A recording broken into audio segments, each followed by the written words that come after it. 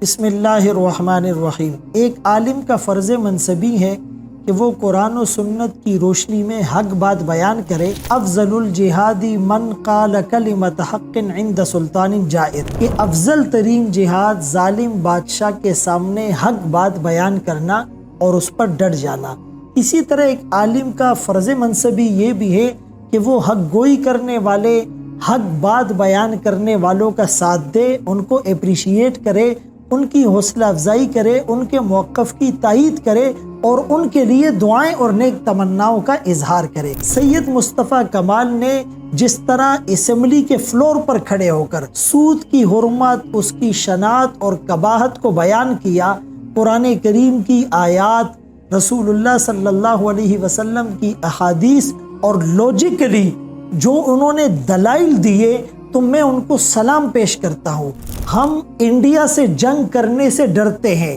اور اللہ اور اس کے رسول سے اعلان جنگ کیے ہوئے ہیں۔ ہم امریکہ جو سپر پاور یا جس کے پاس ٹیکنالوجی ہے، ہم ان سے تو جنگ کرنے کی جسارت نہیں کرتے، اس پوزیشن میں نہیں ہے، لیکن ساری دنیا کو بنانے والے اللہ اور اس کے رسول سے اعلان جنگ کیے ہوئے ہیں۔ اگر ہم ماہرین معیشت کو بٹھائے، آئنسٹائن کی طرح قابل ترین لوگوں کو بھی لے آئے، لیکن استحکام نہیں آئے گا، سٹیبلٹی نہیں آئے گی، اس لیے کہ اللہ کے قرآن میں واضح طور پر موجود ہے، یمحق اللہ الربا ویربی الصدقات، اللہ سود کو گھٹاتے ہیں اور صدقات کو بڑھاتے ہیں۔ تو قرآن کریم کی واضح آیات اس پر موجود ہے، نص احادیث میں سود کا لین دین کرنے والوں پر لعنت اور وعیدیں ہیں، اور آئین پاکستان کے اندر بھی حاکمیت اعلیٰ اللہ رب العالمین کی ہے۔ قرآن و سنت کے منافی کوئی قانون نہیں بنے گا۔ اور بانی پاکستان نے 1944 میں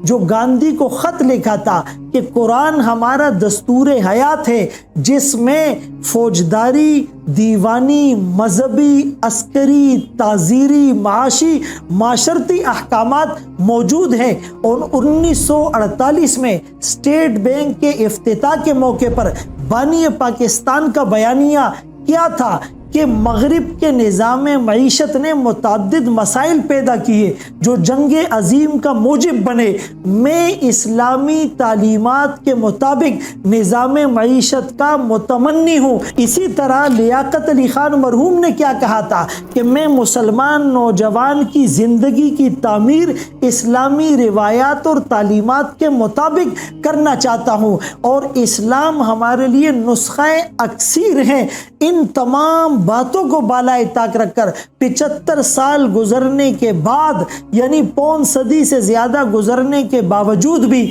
آج تک ہم سود کی اس لعنت سے چھٹکارا نہیں پا سکے۔ حالانکہ سپریم کورٹ کے فیصلے موجود ہیں، لیکن بینچ نہیں بنائے جا رہے، اور مصطفیٰ کمال صاحب نے وضاحت کی کہ اپنے مفادات کی خاطر کسی کو اقتدار دلانے اور کسی کو اقتدار سے نکالنے کے لیے رات کے 12 بجے عدالتیں کھل جاتی ہیں اور فیصلے لکھوائے جاتے ہیں، لیکن اتنا بڑا اجتماعی گناہ جس میں ہم سب ملوث ہیں، اس پر عمل درآمد نہیں کیا جا رہا، ہیل حجت سے کام لیا جا رہا ہے۔ اللہ پر ہمارا یقین اور اعتماد کتنا کمزور اور متزلزل ہو چکا ہے۔ تو مصطفیٰ کمال صاحب بغیر کسی سیاسی وابستگی کے اور بغیر کسی ڈسکریمنیشن کے آپ کی جرت اور حق گوئی پر اور ببانگ دول سود کے خلاف ایک بہترین تقریر کرنے پر ہم آپ کو سلام پیش کرتے ہیں۔ خدا را آپ ہوش کے ناخن لیں، حکمران طبقہ یا ماہرین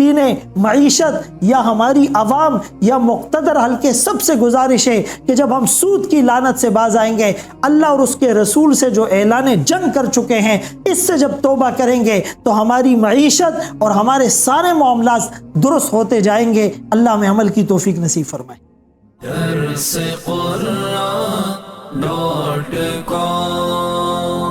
www.darsequran.com